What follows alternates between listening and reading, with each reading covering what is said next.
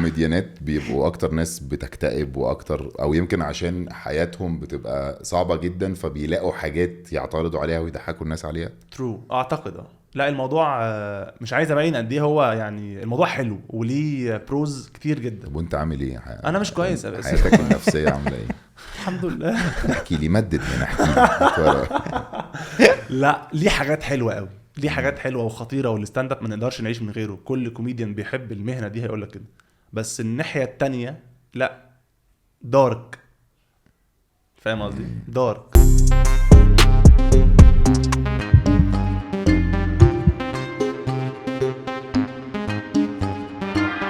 صباح الفل، انا محمد حلمي، فاوندر اوف حلمي مان وستاند اب كوميديان.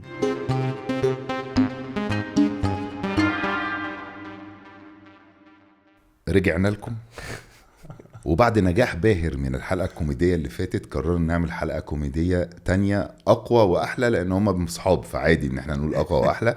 ومن بعد علاء الشيخ الحقيقة بعد ما قعد يكلمنا ويقنعنا عنه، احنا النهاردة قررنا نجيب لكم الكينج اوف كوميدي، ملك الكوميديا في مصر، ملوك البودكاست، حلمي مان. مان مستر باسل، مستر كليم. اخباركم ايه؟ عامل ايه صح؟ عامل ايه؟ انا زي الفل. علاء الشيخ اللي اقنعكم بيا؟ ايه انت قلت بعد ما علاء الشيخ اقنعنا؟ لا انا كنت بكلم الجمهور. جمهور. طيب لا ده ملوش دعوه بيك. لا انا سوري دخلت في الحته دي. ازيك يا حلمي؟ ازيك يا مستر باسل؟ عامل ايه؟ كله زي الفل والله وانتوا جدا ومكسرين الدنيا والله. شوف مان ظبط ازاي بعد التطبيل ده بقى كله؟ تعالى بقى انت عامل ايه بجد؟ عامل ايه بقى؟ ازيك يا كريم؟ اخبارك ايه؟ كله تمام الحمد لله. كله حلو. متحمس والله جدا. والله انا متحمس جدا بقى ان انت جيت، لان انا شايف ان انت بتعمل حاجات كتير قوي في عالم الكوميدي ده. الحمد لله. يعني مش بس بيرفورمر، لا يا باشا، ده انت بيرفورمر وعامل انت شركة ايفنتس، وبحس كده كل فترة في كل اندستري كده بيبقى في حد بيخش يحاول يغير من الطريقة اللي الاندستري دي شغالة بيها. الصناعة دي ازاي شغالة، وبيقوم داخل كده عارف فجأة كله داخل يمين هو داخل شمال، وبيستعمل بقى كل الحاجات اللي قدامه، انترنت مش عارف مين ايه الحاجات اللي ممكن تنفع اليومين دول، وبياخد الصناعة دي ويطلع بيها في حتة تانية. يا رب بحاول. انا حاسك انت الشخص ده، العقل المدبر. بحاول جدا. ثانك يو. بس خلاص شكرت. بس شكرا. وعشان كده انا فتحت بعلاء الشيخ، لان هو لما علاء كان هنا قاعد يحكي لنا ان انت بتفرق الفرق المعين في الصناعه المعينه، وبتنطلق في حتت محدش راحها، وبتاخد معاك الشباب. صح. هو ده اللي هنبتدي بيه بقى النهارده، صح؟ حلمي مان ايفنتس. حلمي مان ايفنتس، احكي لنا. حلمي مان ايفنتس شركه كانت مفروض ان هي في الاول كوميدي بلاتفورم، وما زالت حتى الان يعني بتورك از ا كوميدي بلاتفورم، بس ليها شويه تفكيرات وتوسعات ان هي بس ما تبقاش منحصره على الكوميدي، تبقى بس ايفنتس عامه مش بس كوميديا. بدأنا في 2016 في اسكندريه. انا اسكندراني.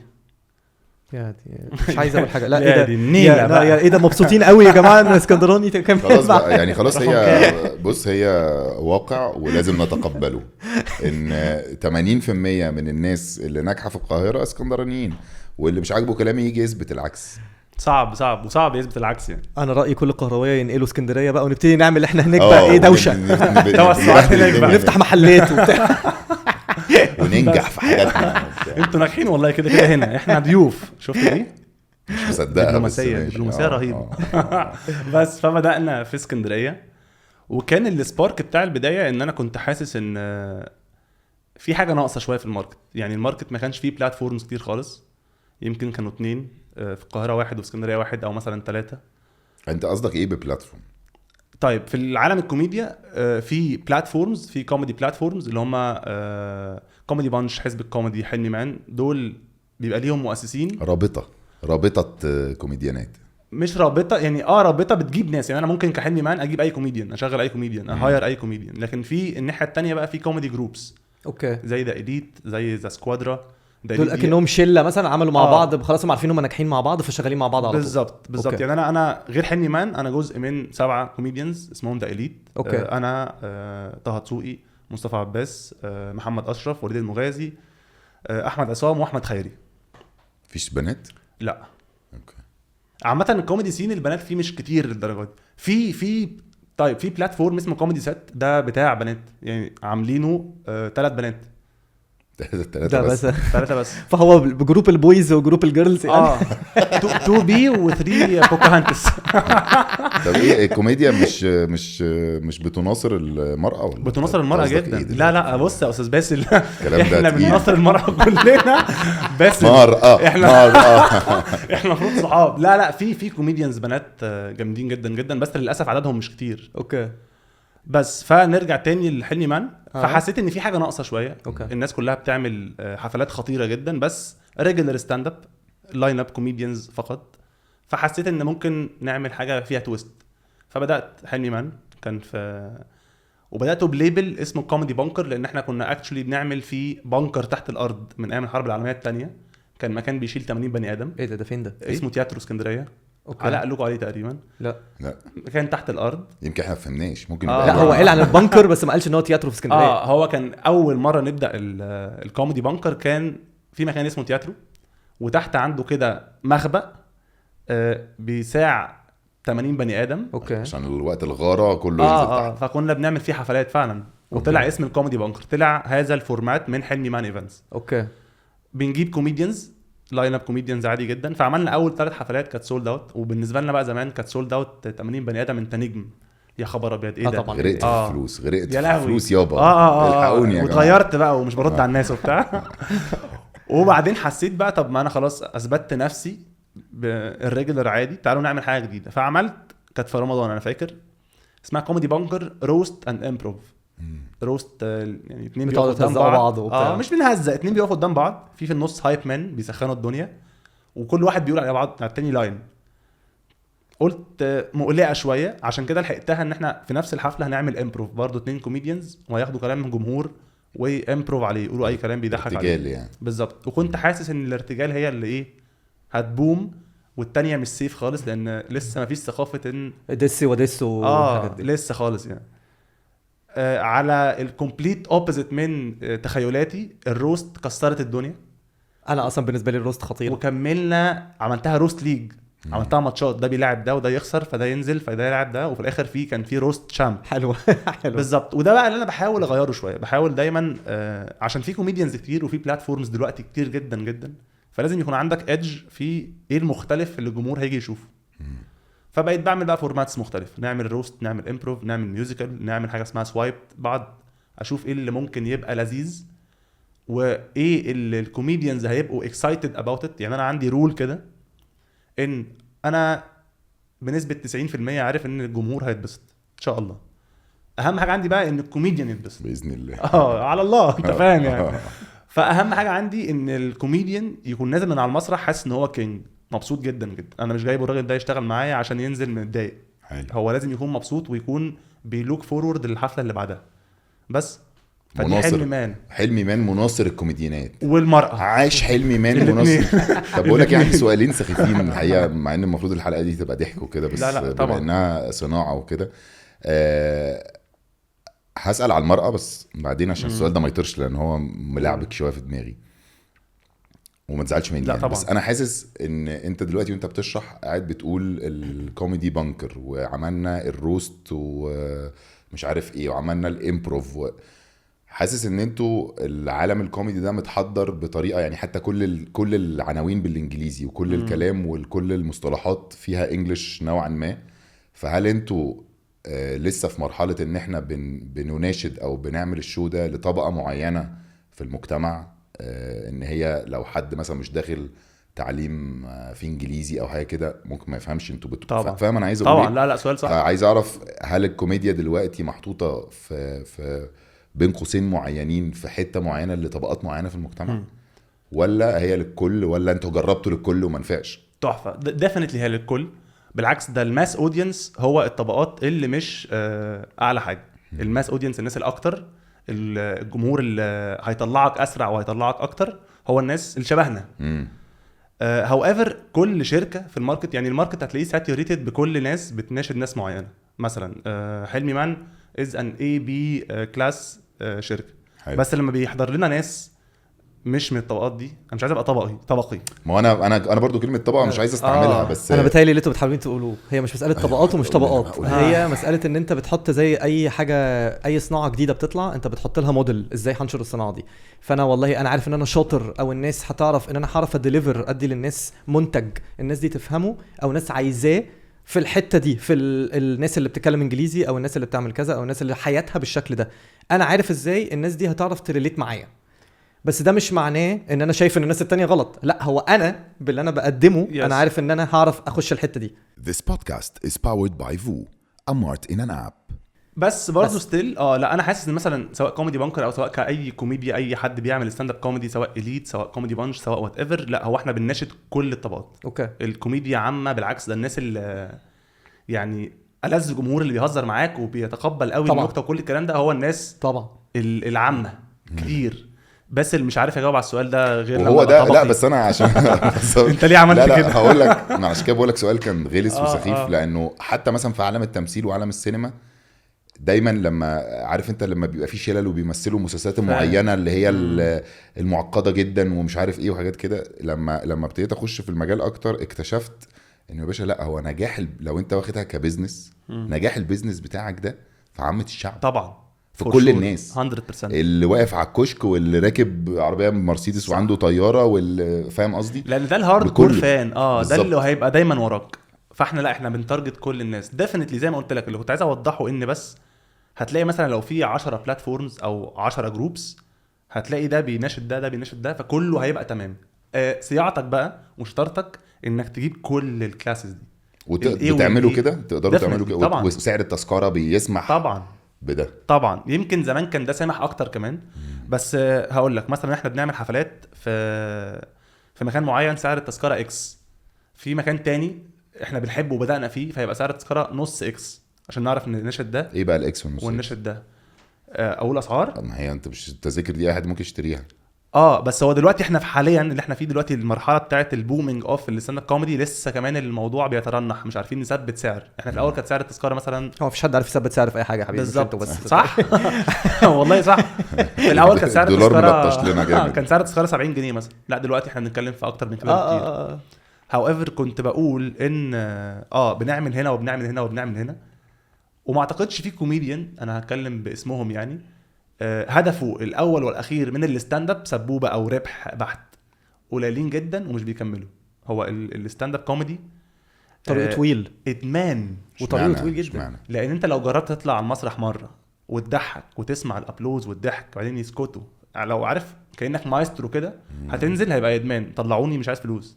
ده بالنسبه لي دي كيس اكيد في مرحله ادرينالين كده مش هتبقى في اي حاجه تانية غير لو حاجه لايف خطيره. انت بيجيلك الفيدباك دلوقتي حالا. بالظبط انت بتتكلم على الجانب العاطفي اكبر من الجانب المادي. طبعا اوكي كده انا حالياً. فهمتك وحاليا لان في التمثيل الموضوع مختلف. في التمثيل لو انت ما ينفعش برضو سبوبه، انت لو ما بتعشقش تراب التمثيل مش هينفع تمثل. مش عشان العاطفه بس عشان انت مش هتقدر جسمانيا تقعد الساعات دي كلها بتشتغل وانت مش حابب الشغلانه. فبقى فاهم جدا. والافرت بتاع الستاند اب مش بدني على قد ما هو نفسي. الستاند اب كوميدي مهلك جدا نفسيا. انا متخيل اكيد طبعا اكيد. يعني انا كفاية. متخيل لو طلعت على مسرح وقلت حاجه ومحدش ضحك حكيتش يا نهار اسود. صدقني مش دي الكارثه خلاص كده. اهاجر والله. حصلت لك قبل كده؟ ما اعتقدش. هقول لك الحمد لله طبعا اكيد بتحصل، بس بتعرف تقرا الاوضه فبتغير جوكس بسرعه. وككوميديان بحس الكوميديانز مش بيحرجوا، لان هو بيعرف يطلع من الموقف بهزاره تانية حتى لو تهزر على نفسك ان دي ما جابتش يا جماعه فالناس هتضحك. بس لا هي حتى حتى حد بيحاول وما بتجيبش طبعا فور شور. طب عندكم تكنيكس ازاي لما حاجه بتحصل كده بتلحقها؟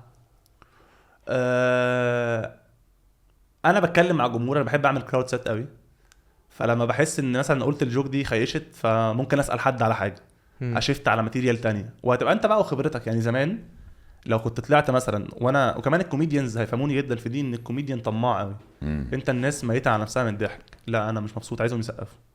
طب هم سقفوا، لا عايزهم يسقفوا اكتر في القفله. فانت دايما هتلاقي الكوميديان عامل حفله خطيره، انت بالنسبه لك كاودينس مبسوط جدا وهو نازل متضايق. مالك ما كنتش كويس انت يا ابني مختل؟ ما الناس مقطعه ايديها من التسقيفه ولا في ضحك معين. فمع الوقت زمان لما انا مثلا كنت بعمل حفله طالع ربع ساعه والجمهور مش يومي مثلا بلعب 10 دقايق وانزل. مع الوقت ومع الخبره لما كبرت بقيت لا انا هضحكهم، فانا معايا ربع ساعه في اطار مثلا وقتي. لو انا في لاين اب لا هو انا هميك شور ان انا هحاول اشيفت ماتيريال او هقرا الاوضه بشكل معين ان انا هخلص وهم بيضحكوا. فبقى في حته اللي هو لا انا احترافيه معينه بالظبط لازم هم الناس دي جايه دافعه فلوس تضحك، فمش هينفع انا اتعصب وانزل بس. طب حلو. لا يا ريس ما هو انا اتكلم وانت بتتكلم. انت اتجننت يا ابني، انت اخويا يالا حبيبي والله. فدلوقتي انتوا بما ان احنا كنا بنتكلم على حلمي مان، فانا عايز خلينا نخلص الحته دي الاول. فحلمي مان انت الطريق قبل كده انت جاي بتقول دلوقتي انت بتغير الطريقه بتاعه البلاتفورمز، وازاي ان الحاجه دي ممكن ان انت تقدم الستاند اب كوميدي في مصر بطريقه جديده. ايه الطريقه كانت القديمه قبل ما نخش في الطرق الجديده بقى؟ يعني انا لو كنت ستاند اب كوميديان زمان كنت المفروض اعمل ايه، ودلوقتي ايه اللي حصل الاختلاف وانت بتحاول تستعمله، وعشان كده قلت طب انا هركبه على حلمي مان. ماشي. اولا زي ما قلت لك مبدئيا الريجولر ستاند اب زمان كانت مفيش بلاتفورمز كتير، مفيش اماكن. انا فاكر ان قعدت كتير جدا احاول اطلع من 2013 لحد 2016 بحاول ابعت تلاقي مكان اصلا تخشه. بعد اذنكم اوبن مايك، ما كانش فيه الفكره دي زمان خالص. كان في ناس اوريدي استابليشد كوميديانز وعملوا الموضوع بشكل خطير وهم اللي حببونا في المجال، بس كان هو ده اللي بيحصل. وكان شويه individuals، يعني انا عزب شو حاجات كده. لا كان يعني غير عزب شو كمان كان في لا محمد سالم علي وفي علي وعلي قنديل علي طبعا قنديل خطير، والناس دي لحد دلوقتي موجوده. يعني علي قنديل وسالم هو، وكان جورج عزمي طبعا صح، بس جورج بطل. فكان الناس دي بتبوم لوحدها، ما كانش في فكره اللاين اب قوي. بعديها الجيل اللي بعديه على طول بدا يعمل لاين ابس. يعني سالم كان عنده سبيشال وبيجيب ناس جاست كوميديانز، فكان أوكي. بيحاول يساعد بالطريقه دي، بس ما كانش في اوبن مايك مثلا. اوكي. فده اللي كان بيحصل. دلوقتي شويه اتطور الموضوع بعد، يعني الجيل اللي قبلينا على طول كان فيه لاين ابس. بعدين أوكي. احنا جينا لاين اب ده اللي هو كذا كوميديان في حفله يطلعوا ورا بعض بقى ويسخنوا بعض بالظبط. وحتى الان موجود ده الطبيعي. اللي حصل جديد ان بقى فيه اوبن مايك، بقى فيه مكان سيف سبيس تجرب فيه عادي جدا، تخيش فيه عادي جدا، سواء انت جديد او قديم تروح تجرب ماتيريال جديده حتى بالزبط. لو انت قديم. بالظبط. ده بقى موجود. بقى فيه سوشيال ميديا اكسبوجر. وزمان برضو كان معظم الناس واخده الستاند اب سلمه للتمثيل، فهو وصل خلاص بقى ممثل فبيسيب الستاند اب. ماشي. دلوقتي بنحاول ما نعملش كده من كتر حبنا في الستاند اب. هتلاقي ناس بتمثل. يعني هنشوف كده طه الدسوقي لو هيرجع يكمل ستاند اب. هو بيعمل ستاند اب، هو ما بطلش. هنشوف بقى، يعني هو دلوقتي دخل التمثيل بالزبط. وابتدى يظهر. بس حتى ايفن يعني هو بعد السفاره احنا كنا في السعوديه عاملين حفلات عادي جدا. ماشي نتقل عليه شويه. اقول لك اتقل على الرز يمكن. هقول لك انا واثق مثلا ان طه بيحب قوي الستاند اب كوميدي. هو بيعرف نفسه كستاند اب كوميدي، غير ان هو يعني ممثل خطير. هو طه ستاند اب كوميديان مرعب فيزيكال. مش هنقدر نتفق معاك، لان علاء وعدنا ان احنا هيعزمنا على ستاند اب كوميدي، لان احنا عمرنا ما حضرنا ستاند اب كوميدي في مصر. علاء وبعدين لقيته بيعمل ستاند اب كوميدي. علاء باشا انت معزوم خلاص معزوم. اقول امتى الحفله؟ معزوم من الكينج اوف كوميدي يوم 19 مايو في اركان. حصل. شكرا يا عم علاء. اخر مره هتحصل فيها السبيشال، وعلاء اكيد نسي. وعلاء هيطلع. علاء هيكون في دبي ساعتها، هيكون بيتفسح. هنروح يا معلم ونصيط الكوكب وانت مش موجود. والحمد لله ان علاء مش موجود النهارده. نسي اكيد نسي. بس فانتوا ابتديتوا تستعملوا فهي الكومبو بتاع ان انت بقيت في سوشيال ميديا، في لاين ابس، وفي نفس الوقت اماكن اكتر عماله بتفتح اصلا فيها الاوبشن بتاعت ان في ستاند اب كوميدي يحصل جواها.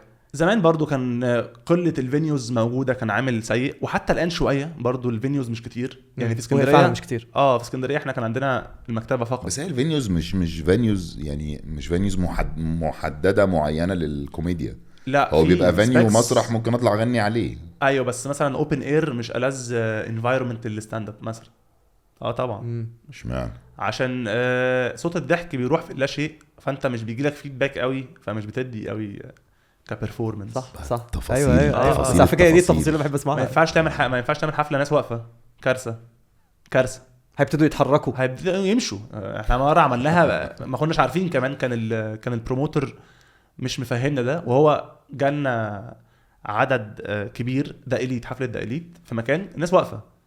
الناس بعد ما مشيت الحفله خطيره والناس بتضحك، وإليت يعني 7 كوميديانز او 6 بغض النظر عني، قتله في الضحك، الناس تعبت فمشيت بفيدباك مش مهم اللي حصل، انا رجلي وجعتني. فاهم قصدي؟ مثلا هو ده اللي غطى على الفيدباك بتاع مثلا فلا الفينيو بتاع الستاند اب ليه سبيكس معينه.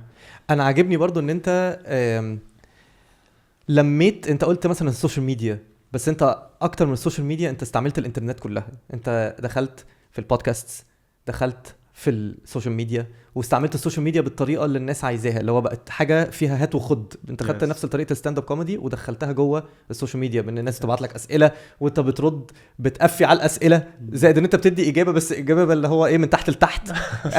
صح. وبالتالي دي من اكتر الحاجات اللي سمعت مع الناس اصلا، دي حقيقه او على الاقل الناس اللي حواليا. لا ترو، دي حقيقه. فانت عرفت ازاي نوعا ما تستعمل كل التولز، وخدت معاك شله كبيره وبقيت بتطلعوا مع بعض. وده في حد ذاته بالنسبه لي ده ذكاء كواحد بيحاول يعمل صناعه. هو مش مجرد اللي هو بيحاول انا حلمي وعايز اتشهر كستاند اب كوميديان وشكرا، صح. لان الطريق ده نوعا ما هيخلص بسرعه، هتتحرق بعد شويه. بالظبط. هو في كده مقوله بتقول ان انت لو if you want to go fast go alone, if you want to go far go with people. صح.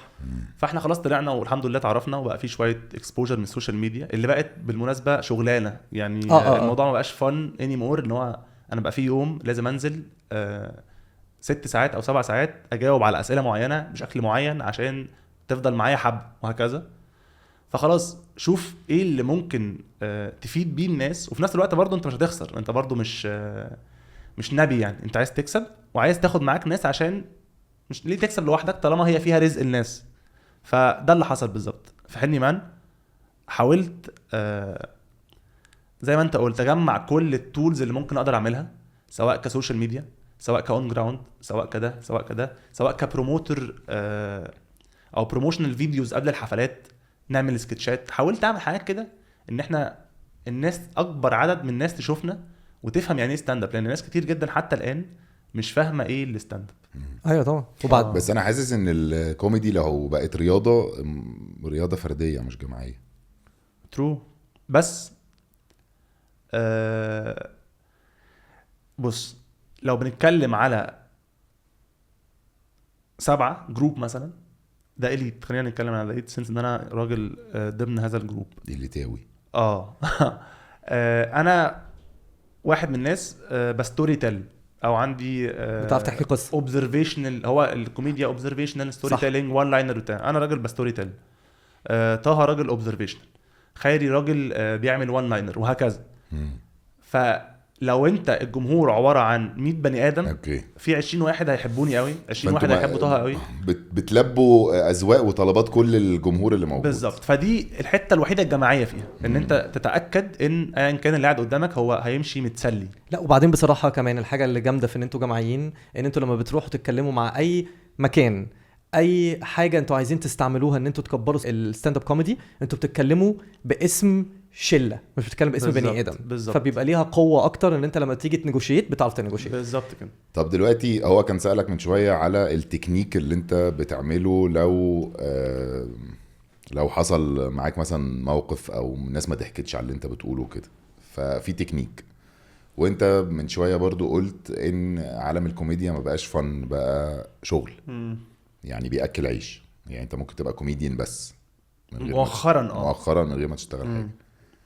لو انا عايز ابقى كوميديان او حد بيتفرج علينا عايز يبقى كوميديان، بيخش موهبه ولا الموضوع يعني؟ طبعا انا عارف ان مفيش دراسه، بس قصدي ممكن يبقى في ورش طبعا زي التمثيل. ممكن هل في حاجه زي كده، ولا انت ولذاذتك وخفه دمك وخش بقى اخبط واقعد اتعلم من اللي بيحصل؟ الحالتين. بص زمان كنت بستغرب قوي لما الاقي ورشه ستاند اب كوميدي وانا لسه ما كوميديان صغير، بقول يعني ايه هيعلم الناس ازاي تضحك؟ ما فيش حاجه اسمها كده. مع الوقت انا حاليا بجهز لحاجه اسمها ستاند اب سكول، بمعنى هنعلم الناس تكنيكس. بقول لك انت داخل، انت عمال داخل في كله اكسكلوسيف نيوز فور ذا بودكاسترز. فريق. ايه اللي بيحصل؟ انا ده بالظبط اللي بعمله. مثلا احنا زي ما قلت لكم حني مان في كوميدي بانكر، ده لاين اب كوميديانز بروفيشنال، وفي كوميدي مونسترز ده اوبن مايك. ايه المختلف بقى في الاوبن مايك ده؟ ان انا قبل الحفله بقعد مع كوميديانز لمده 2 ساعات بديهم تيبس اند تريكس. ايه اللي يحصل لو حد كلمك في هاكلر في الجمهور؟ ايه اللي يحصل لو المايك قطع؟ طب لو عايز يعني في تكنيكس. ففي التكنيكس دي وستيل لازم مهما انت درست، وفي دراسه للستاند اب، في نو هاو، في بايبل للستاند اب، بس مهما عملته ومهما ذاكرته هو انت لازم تروح اوبن مايك وتخيش طبعا. وتفهم اعمل ايه والحق ازاي. بس في مصر في ناس بتدي ورش، في دلوقتي في ناس بتدي ورش بس ورش للستاند اب كوميدي ولا ورش القاء؟ للستاند اب. اوكي. للستاند اب اعتقد يعني اللي انا عارفه علي قنديل بيدي ورشه، او زمان كان بيدي ورشه. يعني مثلا يقف ويبقى في 5-6 قاعدين يقول لهم لو الناس ما ضحكتش اعمل كذا، لو أنا بعمل حاسس كده، إن ناقص بس 5 معرفش. دقايق والإفيه مش ما خلصش تعمل كذا. لو ده اللي انا بعمله في السيشن اللي انا بديه، بس ما اعرفش علي ايه التكنيكس بتاعته، وما اعرفش اصلا هل هو لسه بيعمل كده ولا لا. طب والسيشن اللي انت بتديه في ناس في اقبال عليه؟ هو عشان بيكون في اقبال على الاوبن مايك، احنا بيقدم لنا مثلا لما بنعمل ان احنا عندنا حفله اوبن مايك اللي هي كوميدي مونسترز، يقدم مثلا 70 بني ادم، وانا لازم اخد 10 ماكسيمم لان كل واحد هيلعب 5 ل7 دقائق. فالفلتريشن بروسيس دي بتحصل، بعدين بنعمل معاهم بقى السيشن ده هم ال10 دول وهكذا. طب حلو قوي. بما ان بقى مش عارف انا اللي واخد الحلقه جد قوي. يلا لا صح انا حلقه كوميديه، بس حاسس انه انت فعلا ستوري تيلر، صح. القائك وكلامك مقنع، كمل كلام جد. خليني عايز انزل فيك. وبعدين هو طريقته في التفكير طريقه واحد بيقدم بيزنس اكتر من ما هو بس ستاند اب. شكلي مش كوميديان، سوري ان انا قطعتك. صح، لا شكلي سفاح يعني. بص دلوقتي شكلك كوميديان، بس لما تتكلم جد شكلك عادي، ممكن تبقى دكتور مثلا، تحفه، مهندس اسنان، ممكن تبقى مهندس يعني. ده انا مهندس، عيب عليك. ايوه. لحظه يا جماعه، ريسيرش. لحظه يا جماعه، عشان في سؤال فاكر السؤال السخيف التاني اللي قلت لك عليه؟ هنرجع له. انت زودت عليه دلوقتي. انت دلوقتي بتقول في ورش، وبتقول في انت ممكن تعمل ستاند اب سكول، وفي تكنيك الناس لما بيحصل كذا بنعمل كذا، وفي اوبن مايك. الاوبن مايك ده معناه ان انا ممكن اجي اقول لك يا حلمي انا عايز اطلع اجرب، انا حاسس ان انا عندي موهبه وحاسس ان انا دمي خفيف. طبعا هتقول لي اطلع طبعا وجرب، صح؟ طبعا. في كل الفرص دي، وفي تعليم، وفي كل حاجه. بما ان انا راجل مناصر للمرأة، ليه برضو الستات اقل من الرجاله؟ مش عارف ليه السبب، بس نسبة البنات اللي بتقدم مثلا الاوبن مايك او انترستد ان هم يبقوا ستاند اب كوميديانات مش كتير. فمثلا لو في 10 بنات بتقدم في الاوبن مايك، هو اللي بيكمل 2 واحدة. ففي الاخر بياند اب ان الموضوع الكوميديانز الفيميل كوميكس اقل من الرجال. بس في تخيلك ايه ممكن يعني انت في حلمي مان عندك في بنات؟ في بنات بتقدم الاوبن مايك. حلمي مان اذا بلاتفورم، كل الناس اي حد عايز يعمل ستاند اب. اليت ما فيهوش بنات؟ لا. كوميدي بانكر. الكوميدي بانكر بص، حلمي مان بينزل تحته الكوميدي بانكر ده فورمات، وكوميدي مونسترز. كوميدي مونسترز ده اوبن مايك السيف سبيس ده بيقدم فيه بنات طبعا.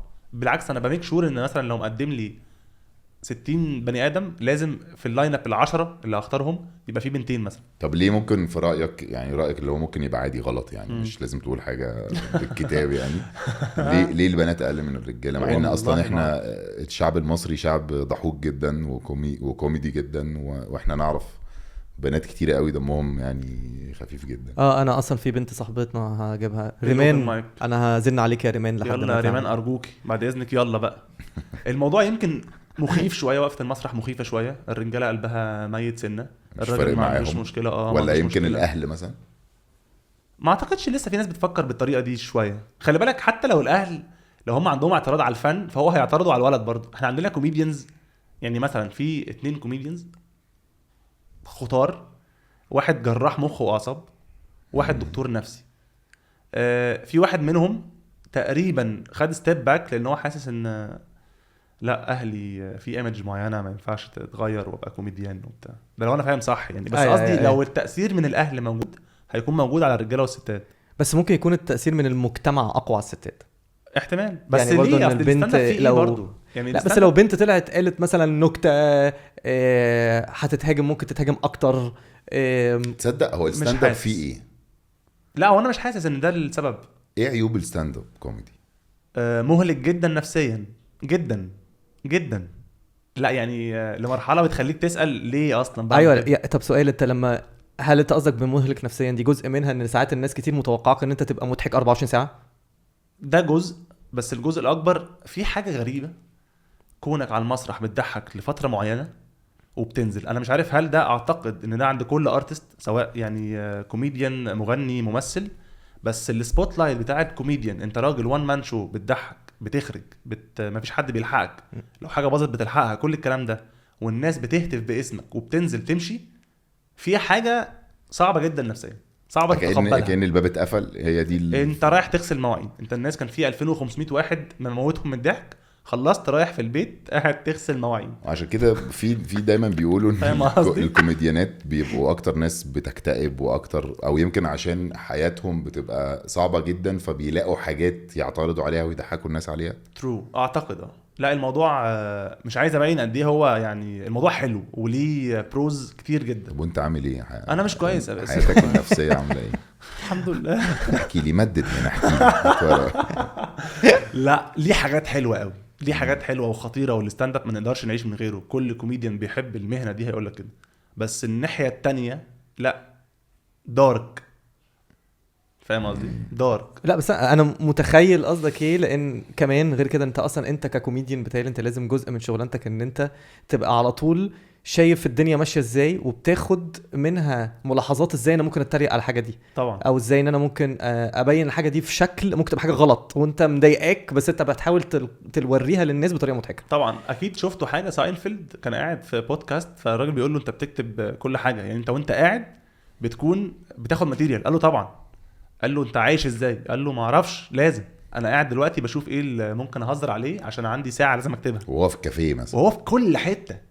فلا شيء مهلك، شغال 24 ساعة لازم.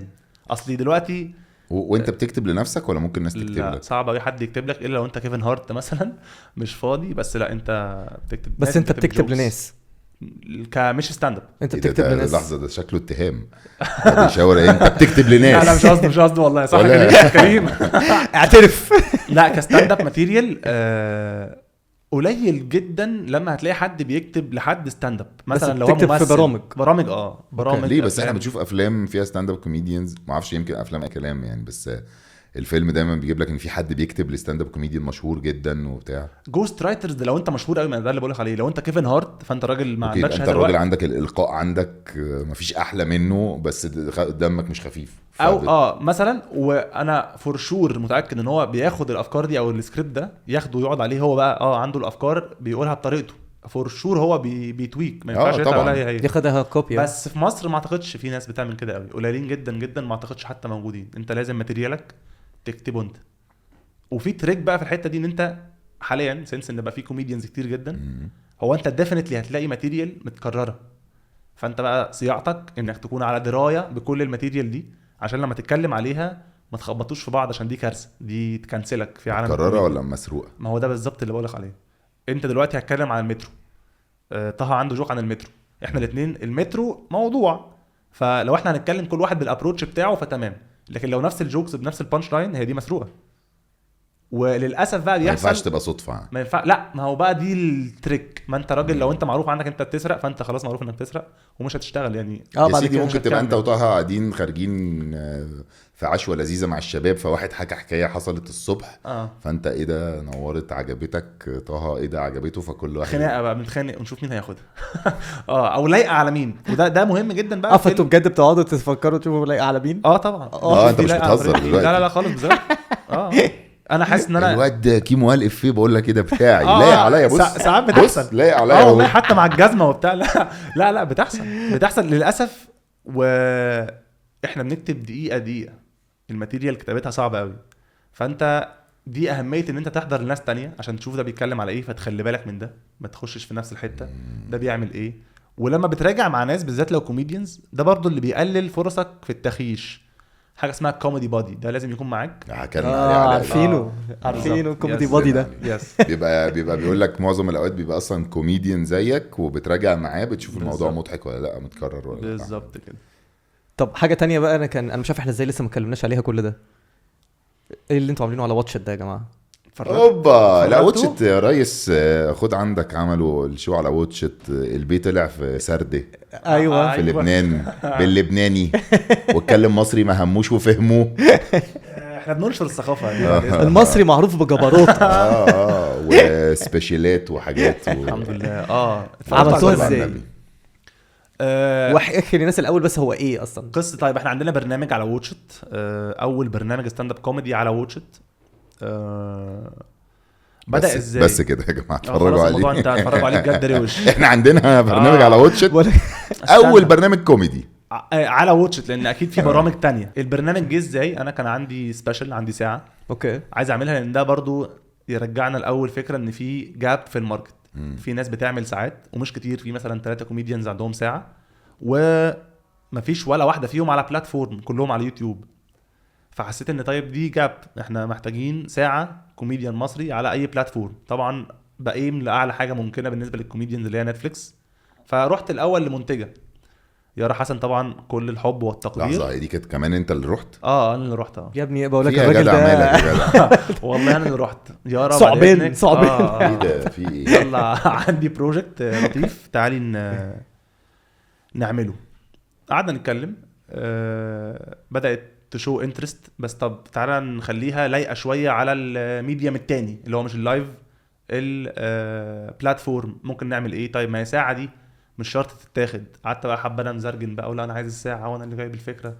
بعدين فكرت، ده التفكير بقى اللي بقول لك حصل فيه شيفت. انا زمان كنت راجل عايز ابقى جامد، لو انا بقيت جامد في ده وما زلت راجل جامد يا جدع، في ايه؟ بس في يا اللي لا جدع بالتانية اخويا يا جدع، يا أخي في بقى. إيه؟ قال لك انا زمان كنت راجل جامد ولسه يا جدع، في لا إيه؟ كان تفكيري، ما تقولش على نفسك كده، خلاص يا أنت عم جميل. باسل. كان تفكيري ان انا عايز ابقى انا لوحدي انديفيدوال جامد. فلو انا جامد غصب عني هاثر على السين. ما كانش ده التفكير بتاعي. مع الوقت بقيت حسيت ان انا عندي مسؤوليه تجاه ولاد البروفيشن بتاعي، ولاد شغلانتي. انتوا كلكم بتكبروا مع بعض. بالظبط. الزمايل. فقعدت اتويكت معاها ان خلاص مش شرط تبقى سبيشال خالص، تعالي نعملها برنامج. طب البرنامج ممكن يحصل فيه ايه؟ عايزين حلقات كبيره جدا. قالت لي عايزه 6 كوميديانز كل حد يلعب ساعه. قلت لها مفيش حاجه اسمها كده. لسه حتى الان الكوميدي سين مش مجهز بده، فتعالي نشوف ممكن نعمل ايه. فوصلنا في الاخر للفورمات بتاعت ان انا وعلاء.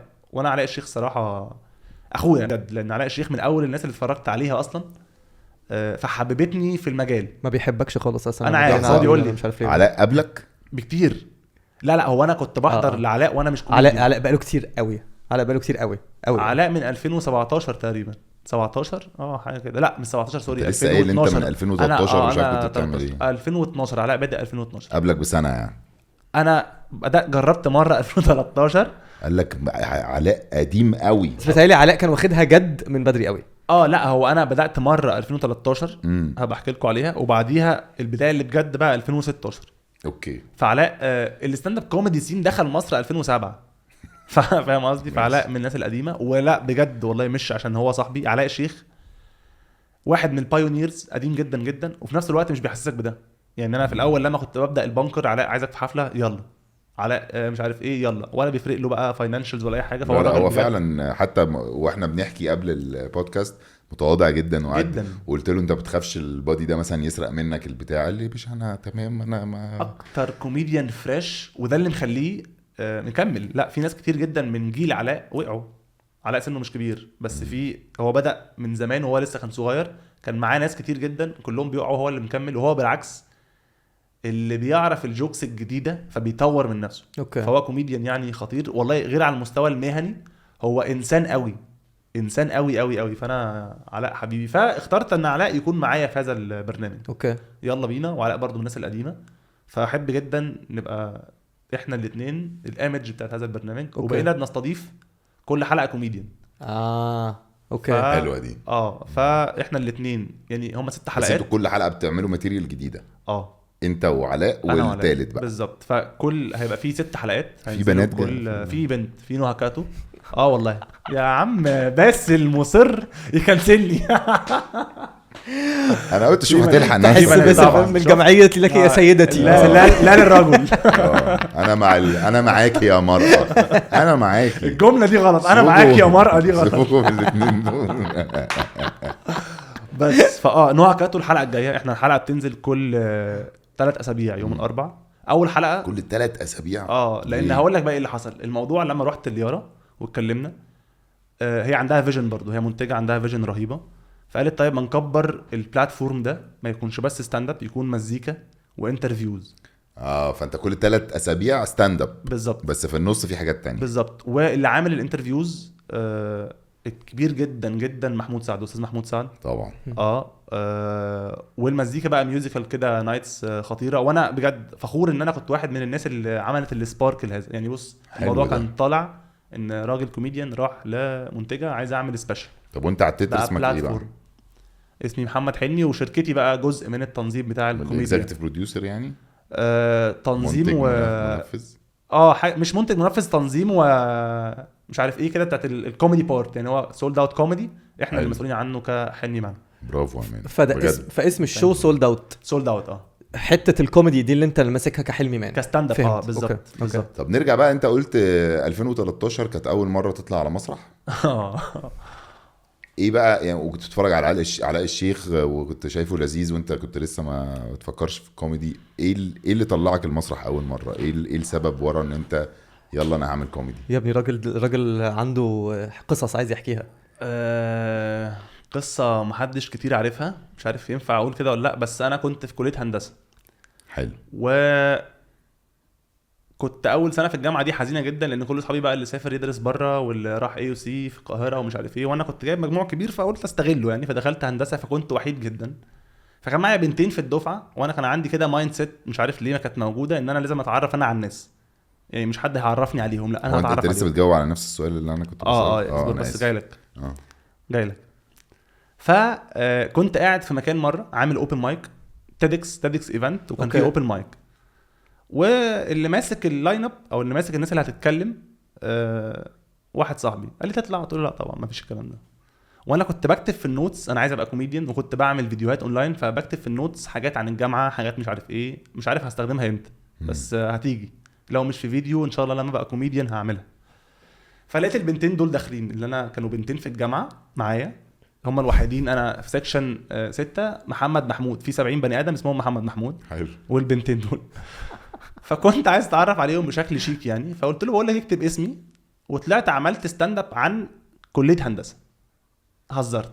ايه يا مان اللي انت بتقوله ده؟ فالناس ضحكت، فنزلت انت شاطر قوي، ازيك انا حلمي اسمك ايه.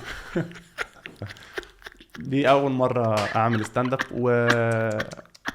ومش عارف انا ليه حكيت القصه دي يا نهار اسود.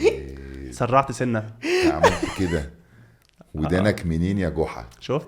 فانت اول مره طلعت على مسرح وبقيت ستاند اب كوميديان عشان كان في 2 في الجامعه. طب وبعدين انت عايز تعرف على 2 مره واحده ولا واحده؟ تعارف لا تعارف عادي، تعارف طبيعي. عايز حد يقعد معايا في الجامعه، عايز بنات يقعدوا معاك في الجامعه. كله في ولاد كتير قوي. واحد بقى هو انت يعني انت سبت ال70 محمد محمود اللي في اصل انا كمان محمد محمود هنبقى كتير قوي، ومسكت في البنتين عايز تعرف عليهم، فروحت عملت ستاند اب في تيدكس. بس ما كانتش دي يعني، انا بحب الستاند اب ونفسي اعمله من زمان، ده كان بس انا بحب البنتين دول اكتر. اتجوزوا بقى ربنا معاهم دلوقتي. خلاص مش حتى مش لسه اصحابك لحد دلوقتي؟ صفر.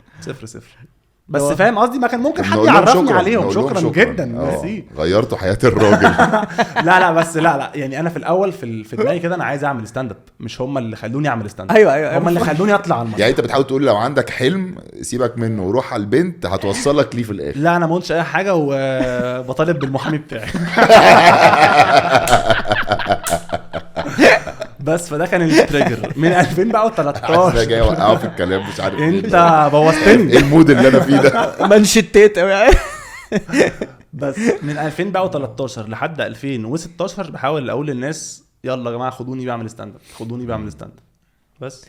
وبعدها ابتديت في قصص بقى كوميدي بانكر، ومن هنا لا اول مره بدات في 2016 زي ما قلت لك. انا كنت بكتب دايما في النوتس عندي على الموبايل كده بوينتس وماتيريال.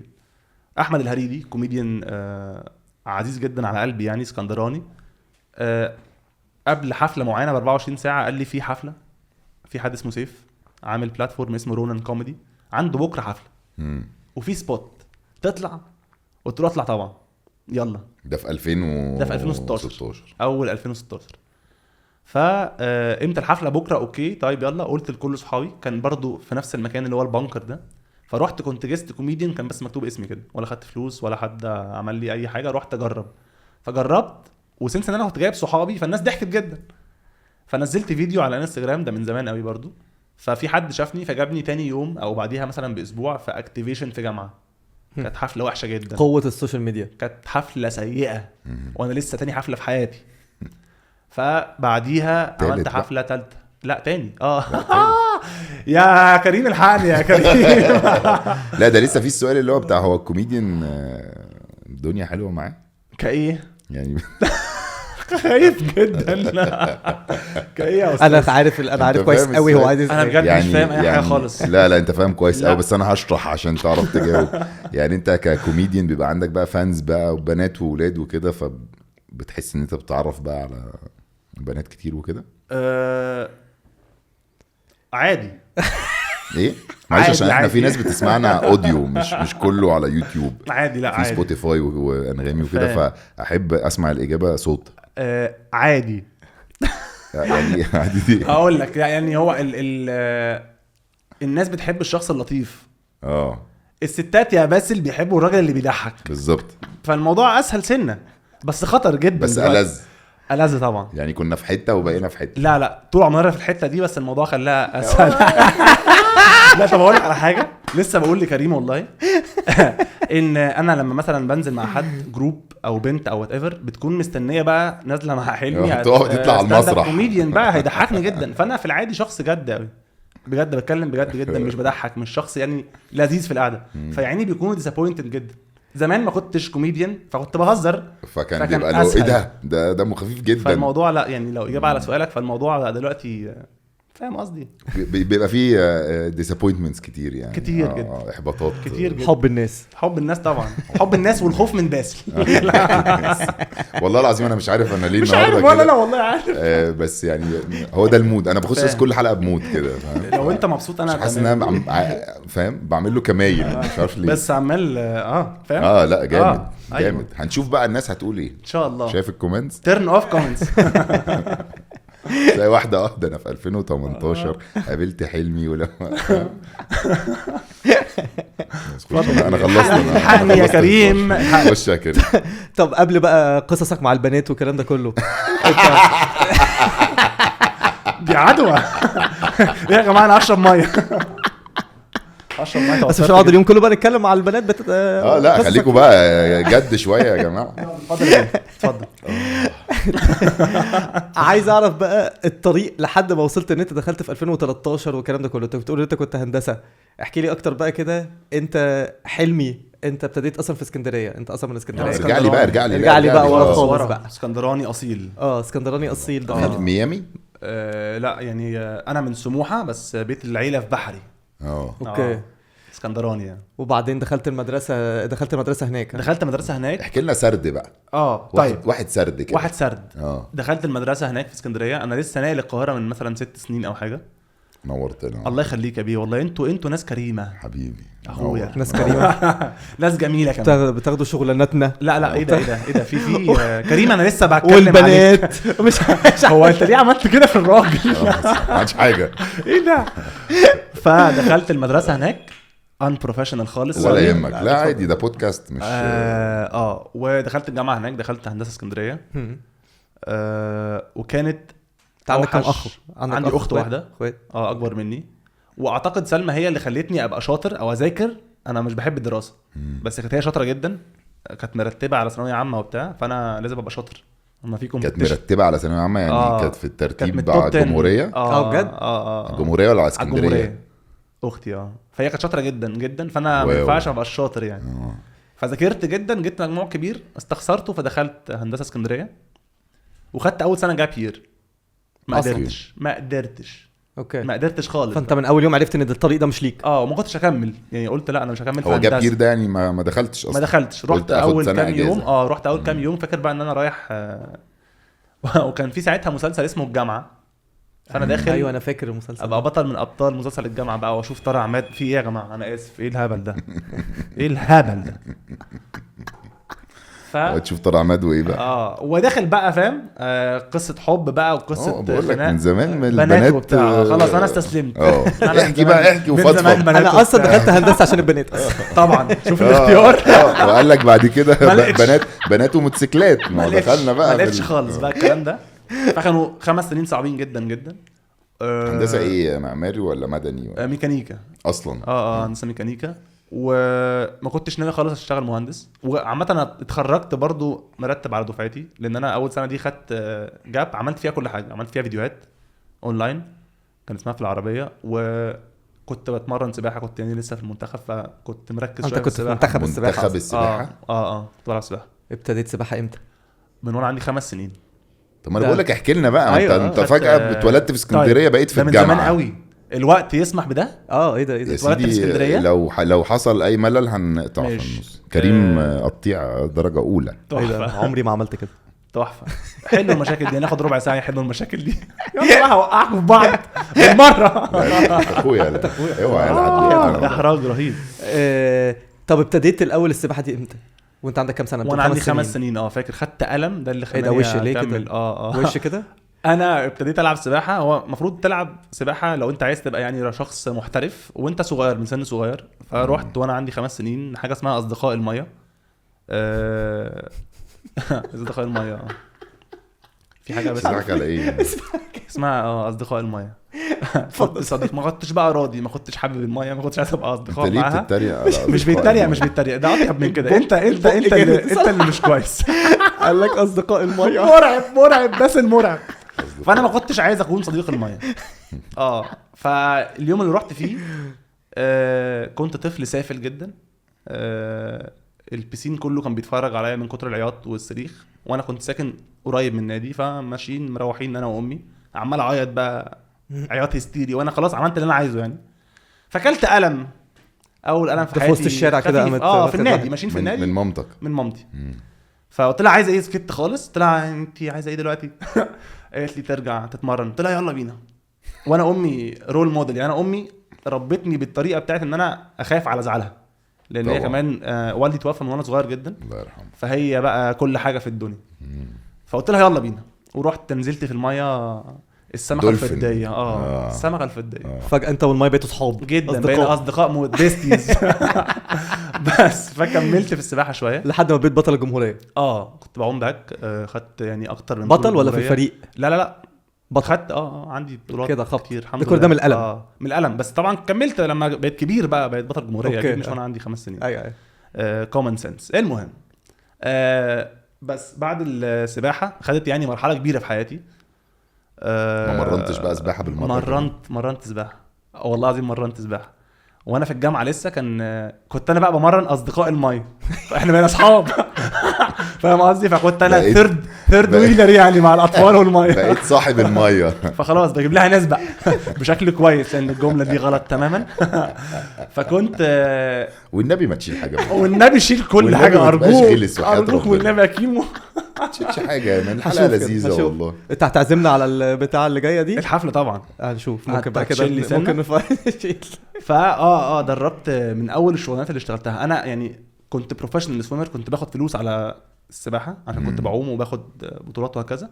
فدي اول دخل جالي. تاني دخل جالي على طول من ان انا بمرن سباحه. حلو. بمرن اطفال، ودي من اصعب الحاجات اللي في الدنيا. من سن كام لسن كام؟ من سن 5 سنين ل7 مثلا. اوف. ودي صعبه جدا انك دي حاجه صعبه جدا طفل. جدا.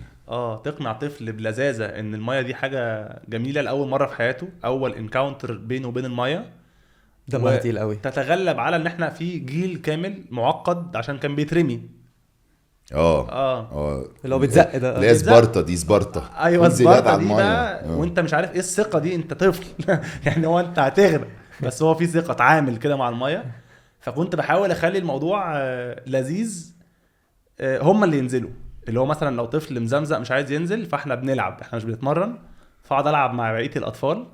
بس دي صعبه قوي من 5 سنين ده يعني 5 سنين. بشوخ على روح. هو مره واحد شخ عليا.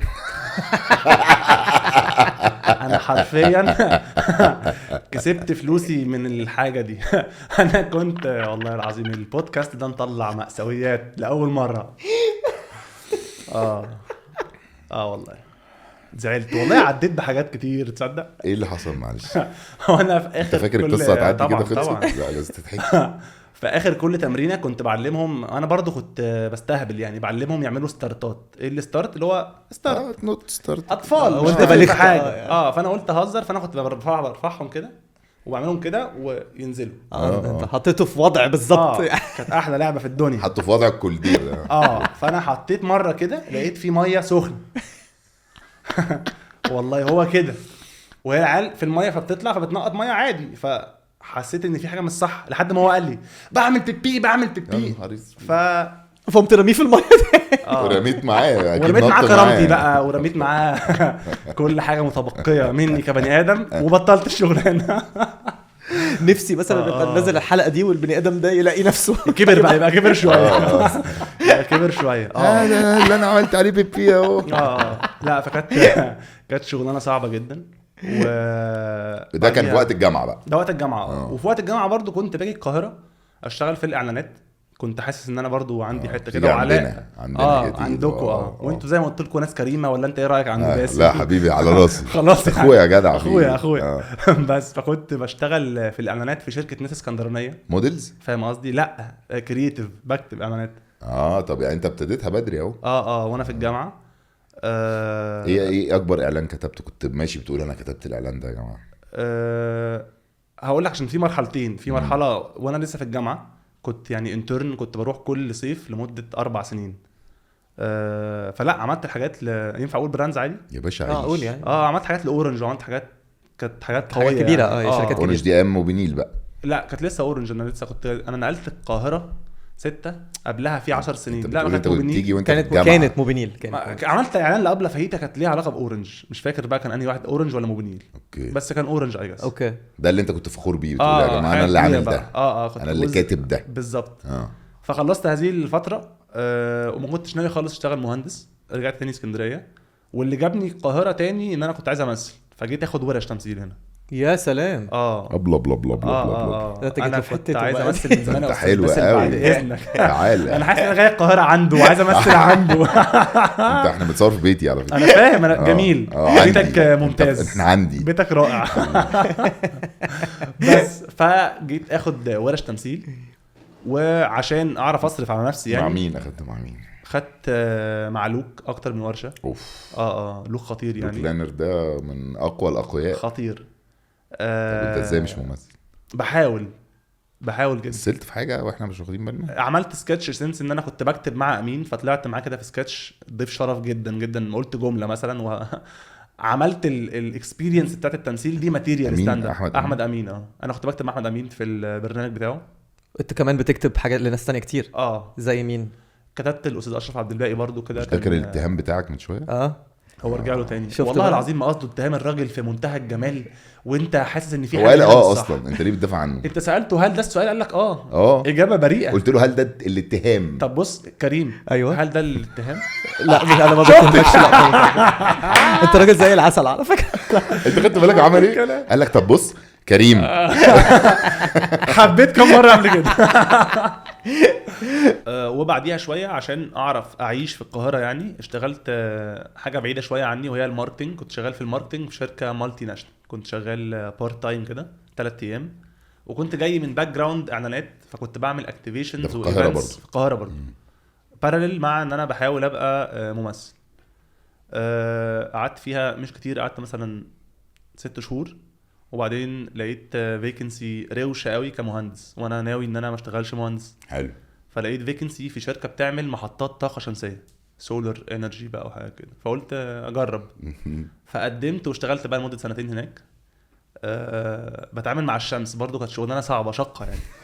شاقه قوي، مش عارف يعني والله بتتعامل مع الشمس. يعني ما ينفعش تشتغل بالليل، انت راجل مهندس طاقه شمسيه، فانت بالليل بيجي بتروح من اول الفجر للمغرب. انت بتلم في طاقه بقى الصبح. بتلم في طاقه بقى وانت بتخلص يعني. انت بتديهم طاقه شمسيه، انت بتخلص. كان على مكتب يعني ولا كنت لا موقع. كنت في الموقع. كنت بروجكت مانجر، وكنت باخد فلوس لطيفه جدا. كنت راجل مهندس محترم مسؤول عن مهندسين وعمال وبتاع. وبعدين بعد 2 سنين اكتشفت ان لا، تعالى نرجع تاني نجرب عالم الاعلانات. عمال ايه في الطاقه الشمسيه؟ اللي بيعملوا انستولمنتس، اللي بيركبوا محطات البتاع اللي هو المرايات ده. المرايه ده فانت تتعامل مع راجل عنده قصر وعايز يركب محطه عشان جاره مركبها، وهو عايز هو قاعد على البول يشوفها. وبتتعامل مع راجل عايز يروح عشان عياله عايزين يفطروا. ففي الحته دي ايوه طبعا. وكان عندي تيم كنت بموت فيه. كان التيم بتاعي رجاله يعني، رجاله لو هما بيتفرجوا برضه ما فيش بنات برضه في التيم. لا دول ناس عمال، رجاله عمال. ماشي. انا بقى لا حاسس ان في حاجه وده لا يمنع ان المراه ممكن تبقى عامله يا استاذ باشا.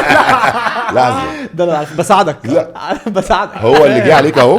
طبعا اهو. ما انت اللي فتحت له يا ريس، انت صلحتها له. طب بص كريم. بس وبعد 2 سنين حسيت ان لا، تعالوا نجرب تاني بقى شغفي كراجل كرييتيف اعلانات بس في حاجه بقى كبيره. فروحت FP7 اشتغلت كرييتيف لمده مع علاء؟ مع علاء. اوف. بس كنت انا تيم مختلف. وعلاء هو بقى دايما كان في فتره كده وانا بسيب هندسه كلمت لا اله الا الله كلهم يا جماعه لا اله الا الله يا جماعه اسيب انا شفت عملت فيا ايه يا عم بس مش عارف يتكلم. انا من جوايا انا في بره ثبات لكن من جوه خايف جدا على المرأة. بس فكلمت تعمل عليك حمله بعد الحلقه دي. خايف والله بحبهم جدا. انت ليه عملت كده؟ انت بتحبهم؟ انت طلعت لهم اول مره بحبهم. مسرح. يا نهار ازرق. بص انت هتجيبها تتجاب يعني. ايه ده؟ يا الناحيه باشا دي انت مش بتطلع في ستاند اب كوميدي على المسرح؟ بطلع على المسرح بتدي الانترو وبعدين بتدي القصه وبعدين بتقوم عامل فاهم قصدك. البانش لاين كومباك في الاخر عايز على توصل اول ليه؟ عايز القصه. توصل ليه؟ ان انا بعمل نفس الحاجه. طب في ما تعمل البودكاست. ستاند اب او ما ماشي. مش دلوقتي في المطلق. احسن ما انت بتعمل ضحكت كده على يعني. ايه؟ ضحكت على اللي انا قلته دلوقتي. لا بس انا سخيفة بضحك جدا. له انا بضحك له. طب انا يعني هو بيضحك. بتطبطب عليا. كوميدي بادي طبل لي يعني. بس وصلت لحد فين؟ مش عارف. أنا سالت ناس كتير الحلقه جدا. دلوقتي بالنسبه لي ابتدت. انا ابتديت ابقى مبسوط جدا. كلمت ناس كتير جدا. جماعه اسيب هندسه؟ لا اعمل كده. وكتاب معروفين مستقبلك وممثلين وبتاع. معروفين. فكان علاء من الناس اللي بقول لها علاء اعمل ايه. وعلاء ما اشتغلش مهندس برضه فاهم. بيقول لي جرب بس الاعلانات مش زي ما انت شايف وانت كنت اوريدي خدت كده فيدباك بسيط زمان. فرجعت اشتغلت كرييتيف في الاعلانات. الفتره دي بقى عملت اعلانات كتير شويه سبوتيفاي بقى واتصالات نسكافيه وهكذا. وحسيت ان لا برضه ستيل مش قادر اعمل ده خلاص.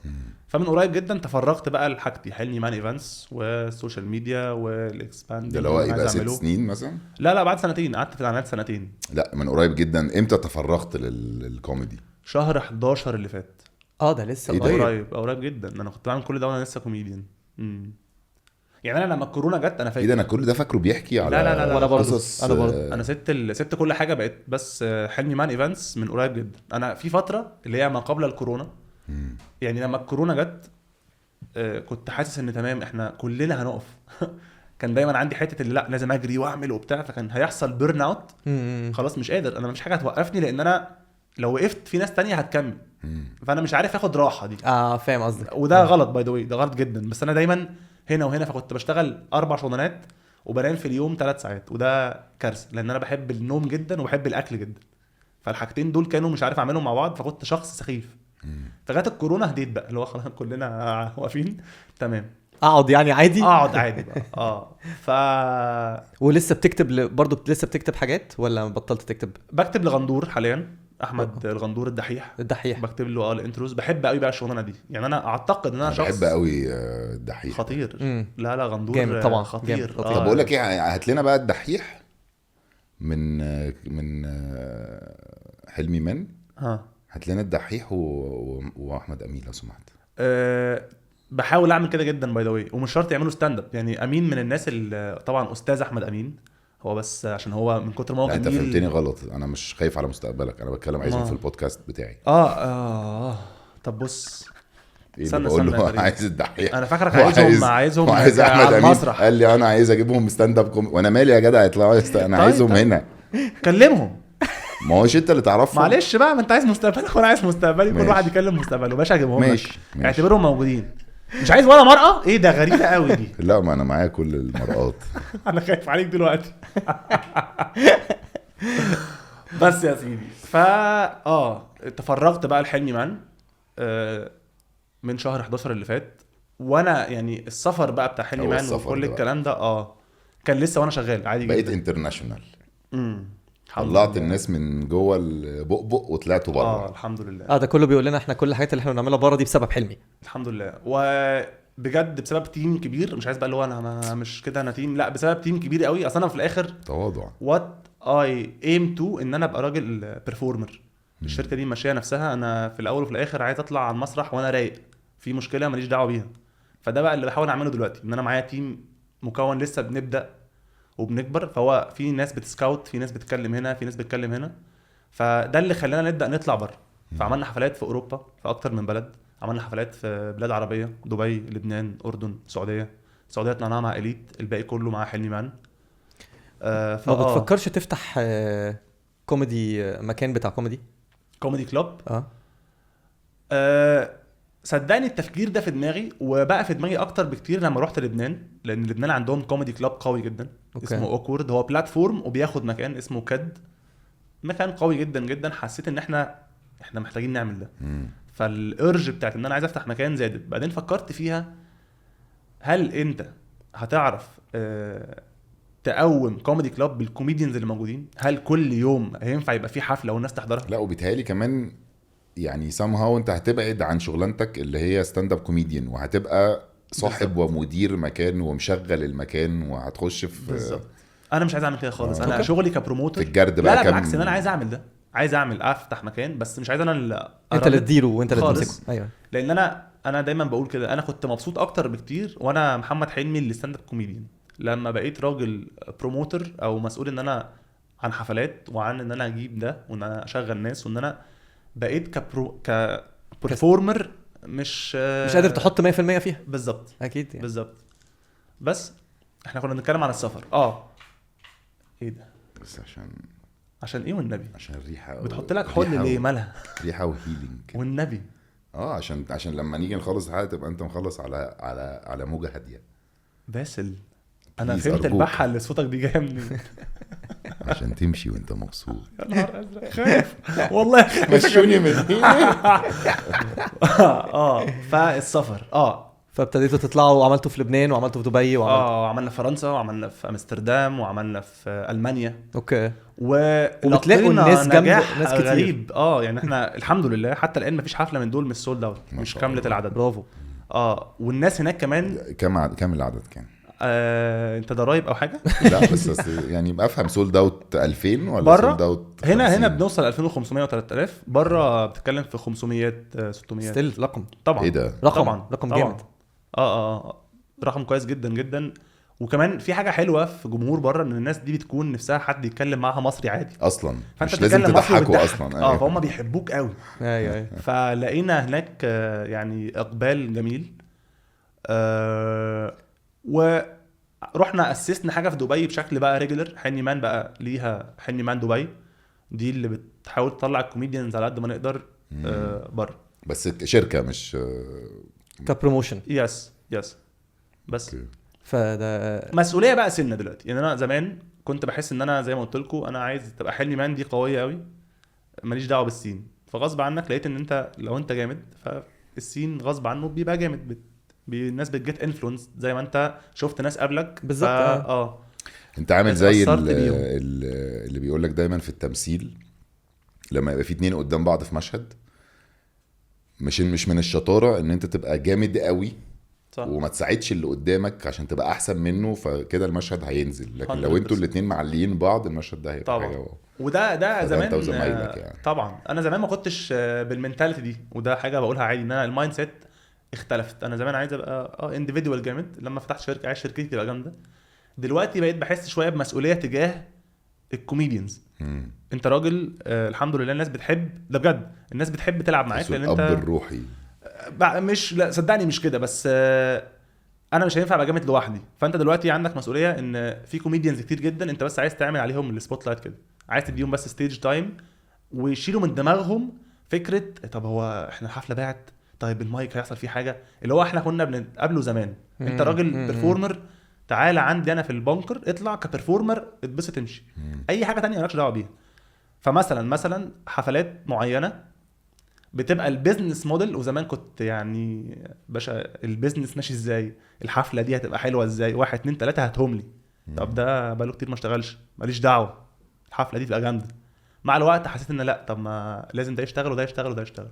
ففي حاجات البيزنس موديل بتاعها بيقول تتعمل بطريقه معينه. يعني مثلا دبي، رايحين دبي قريب جدا، البيزنس موديل الصح بيقول اطلع بالسبيشال ماماز بوي.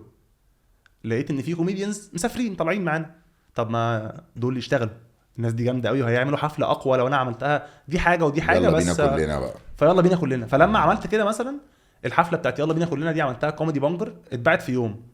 فالمكان قال لي خد يوم تاني، فخدت يوم تاني عملته بقى ماماز بوي زي ما انا عايز. فهو ربنا بيفتح كده لما انت تكون لذيذ. والله ده بجد. الاعمال ولا بالنيات. والله يا استاذ باسل يخرب بيت طبقه صوتك. تحفه. ميرسي. انا ممكن اكمل معاك الحلقه بالطريقه. انا حاجه دي هتخوفني برضو تاني، انا الحلقه دي عايز ابقى مش خايف. كريم سمعني صوتك بسرعه. ما تخافش والله العظيم. بس فسافرنا بقى. طب مسيو حلمي، الحقيقه انت طلعت مليء بالمفاجآت. مدرب سباحه. ما تفكرنيش بالقصه دي بقى. ملك البامبرز اللي مش موجود. الاب الروحي للكوميديا. بس انا عايز تذكره للناس سريعه ان انا دلوقتي عايز ابقى ستاند اب كوميديان، وعايز اروح اعمل اوبن مايك عشان اشوف اذا انا اصلا بضحك ولا لا، ولا اقعد معاكم ولا اعمل ايه بالظبط. ماشي، تكتب 5 ل 7 دقايق ماتيريال، تجربهم على اصحابك، ودي حاجه اوبشنال مش شرط خالص، وتشوف مين البلاتفورم اللي عامل اوبن مايك قريب. في اكتر من بلاتفورم، سواء كوميدي بانش الحزب الكوميدي، في اكتر من بلاتفورم، سواء حلمي مان كوميدي مونسترز بتعمل اوبن مايك. احنا بس المختلف عندنا شويه ان احنا بندي هذا السيشن اللي قلت لكم عليه، وتقدم وتروح تجربها على المسرح. تقدم فين؟ على اي بلاتفورم من دول، سواء البيج بتاعته على فيسبوك او انستجرام، بيكون منزل الايفنت. في الايفنت هتلاقي لينك فورم تملاه، كام سؤال وخلاص، حد بيتواصل معاك. ده في سيستم يا ريس. امال ايه يا اسطى انتوا جامدين. اخويا انت اخويا والله العظيم. عندك اي حاجه لا احنا جبنا التيشيرت. جبنا التيشيرت. هتمدولي على حاجه متكلفه كمان. البودكاسترز عندها مرش يا جماعه. بص يا ريس، اوعى. امال انت فاكر ايه يا بيه؟ دي بقى يا ريس، بما ان بقول لك انت عمر حد قال لك انا كنتش بحبك بس بعد ما عرفتك؟ يا خبر ابيض. طبعا ده الطبيعي. انت برضو صح عارف ايه تفسيرها؟ بس مش احنا جامدين فشخ من جوه. لا ومن بره والله هم بس من بره انتميديتنج مخيفين. سلم عليا يا عم باسل، اللي هو السلام بتاع الناس المخيفه. احنا هنخرج مع بعض. انا هقطع اخر ربع ساعه من الحلقه. لا بتاعت الناس المخيفه. معلش مش محتاج. من غير ما تبص، ما هي من غير ما تبص كده. انت انا خايف بجد. جماعه لا التفاهه عنوان البودكاست روش والله العظيم بجد. لا ثانك يو، انا مبسوط والله، واحنا مبسوطين قاعده بجد روش. وكريم مش هيقطع حاجه. بروميس منك هتقطع. كيمو ارجوك تقطع. طب بص كريم، اقطع لو سمحت. ما تضغطش عليا اكتر من كده. بص بقى يا ريس، التيشيرت دي عليها طبعا اللوجو بتاع البودكاسترز اللي هو الاهرامات، عشان تحفه مصر ام الدنيا طبعا، والقلب في حب ليا ولا عامه؟ حب كتير، حب الناس. شكرا، انت اخويا بجد. انت اخويا جدا. فانت هتمضي عليها فعلا. وهنحط سؤال على السوشيال ميديا. ماشي. واللي هيجاوبه صح هنعمل زي التومبولا. قلتها غلط. تومبولا. وهنبعت له التيشيرت دي هديه ممضيه منك. تحفه. ايه ده انا كنت فاكر ان انا اللي هاخد التيشيرت. لا يا ريس. طب ايه السؤال اللي بيجي هنا؟ ما بيطلعش بأي حاجه. بص بقى اعلمك حركه بتوع الكوره. ايوه اعمل ايه بقى؟ امسكها لك انا كده وانت ايوه اكتب كده. يعني انت تمسكها من تحت واكتب اللي انت عايزه. ايه ده؟ محمد حلمي. ايه ده؟ انجلينا جولي. ايه الماضيه دي؟ ريد كاربتس كتير وحاجات. اول مره في حياتي امضي على تيشيرت في البودكاسترز. في الظهر اكتب لك حاجه، اكتب لك رقمي او حاجه في الظهر. لا هديك بقى انا هديك بقى التيشيرت بتاعتي على كتفي هنا. مش عايز يا ابني بلاش يا جماعه. لذاذه والله العظيم، لذاذه. ومستر باسل نورتنا من والله العظيم. يعني ثانك يو بجد، حاجه خطيره. الاب الروحي للكوميديا في مصر. اخويا بقى ده يبقى اللقب بتاعه. ملوك البودكاست. هو ده الثمنيل اتعمل خلاص.